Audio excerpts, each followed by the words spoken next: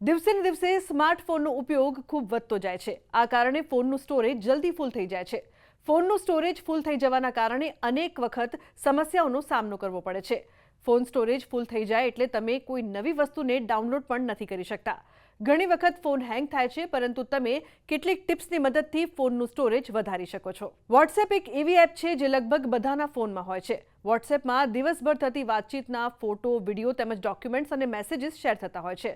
બહુ ઓછા લોકો જાણતા હોય છે કે વોટ્સએપની આ મીડિયા અને ચેટ્સ પણ તમારા સ્ટોરેજને કન્ઝ્યુમ કરે છે।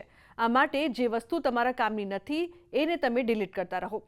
ફોન ખાલી કરવા માટે એ એપ્સને ડિલીટ કરો જેનો તમે સામાન્ય રીતે ઉપયોગ કરતા નથી। આ સાથે બેકગ્રાઉન્ડમાં જે એપ્સ ચાલે છે એને પણ બંધ કરી દો। ઘણીવાર ફોનમાં ફોટો અને વિડીયો બહુ ભરાઈ જાય છે। આ કારણે ફોનનું સ્ટોરેજ વારંવાર ફૂલ થઈ જાય છે। આ માટે તમે સૌથી પહેલા તમારા ફોનમાં જે ફોટા તેમજ વિડીયો કામના નથી તેને ડિલીટ કરી દો। આમ કરવાથી સ્પેસ થઈ જશે। સૌથી પહેલા મોટા વિડીયોને તમે ડિલીટ કરો। તમે SD કાર્ડમાં પણ ફોટો અને વિડીયોઝ ટ્રાન્સફર કરી શકો છો। અનેક એપ્સ એવી હોય છે જે ટેમ્પરરી ફાઇલ જેમ કે સર્ચ હિસ્ટ્રી, યુઝર સેટિંગ તેમજ વિઝિટ કરવામાં આવેલા પેજને સેવ કરે છે। આમાં ફોનની સ્પેસ ભરાઈ જાય છે। આ માટે કેશ ફાઇલને ફોન સેટિંગ્સમાં લઈ જઈને ડિલીટ કરતા રહો। ઘણીવાર ફોનમાં આપણે અનેક ફિલ્મો ડાઉનલોડ કરતા હોઈએ છીએ। આ ફિલ્મો ડિલીટ કરવાનું ભૂલી જઈએ છીએ।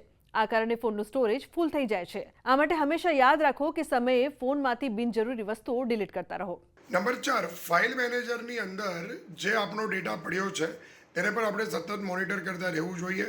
અમુકવાર અનયુઝ ફાઇલ પણ પડેલી હોય છે। ફાઇલ મેનેજર જે નવા ફોન આવે છે તેની અંદર આપણને ફિલ્ટર કરીને આપે છે કે લાર્જ ફાઇલ્સ જે પડેલી છે કે જે અનયુઝ છે, તમે ક્યારેય એને ખોલી નથી, તો તેવી ફાઇલો જે છે તેને શોધીને ડિલીટ કરી શકાય। ઇવન ધો ડુપ્લિકેટ ફાઇલો છે એ ડુપ્લિકેટ ફાઇલોને પણ શોધીને આપણે ડિલીટ કરતા રહેવું જોઈએ। અને જે ફાઇલોનું કામ નથી, કાં તો એ ફાઇલો આપણા મોબાઈલની અંદર પડી છે, કાં તો મલ્ટિપલ સેવ ઓપ્શન્સ થકી ત્યાં ફાઇલ મેનેજરમાં પડેલી છે, તો એને આઈડેન્ટિફાઈ કરીને એને ડિલીટ કરવી અત્યંત હિતાવહ છે। અને આટલી બધી જ બાબત કર્યા પછી પણ જો ફોનમાં લેગિંગ રહે છે કાં તો હેંગિંગ થાય છે, તો નંબર 5, સોફ્ટવેર અપડેટ્સ કરવું જોઈએ।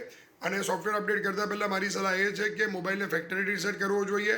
અમુકવાર હાર્ડ રીસેટ પણ આપણે કરી શકીએ છીએ અને ત્યારબાદ જો ફેક્ટરી રીસેટ કર્યા બાદ સોફ્ટવેર અપડેટ કરવા જોઈએ, તો આ સમસ્યાથી આપણે હંમેશા છુટકારો પ્રાપ્ત કરી શકીએ છીએ।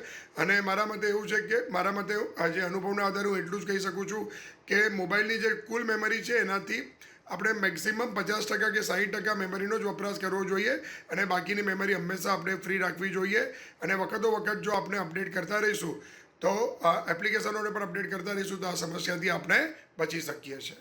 તો આજના મારા આ અહેવાલમાં બસ આટલું। ફરી મળીશું એક નવી અને મહત્વપૂર્ણ જાણકારીની સાથે, પરંતુ આ વિડીયોને આપ ખાસ લાઇક કરજો અને શેર પણ કરજો। નમસ્કાર।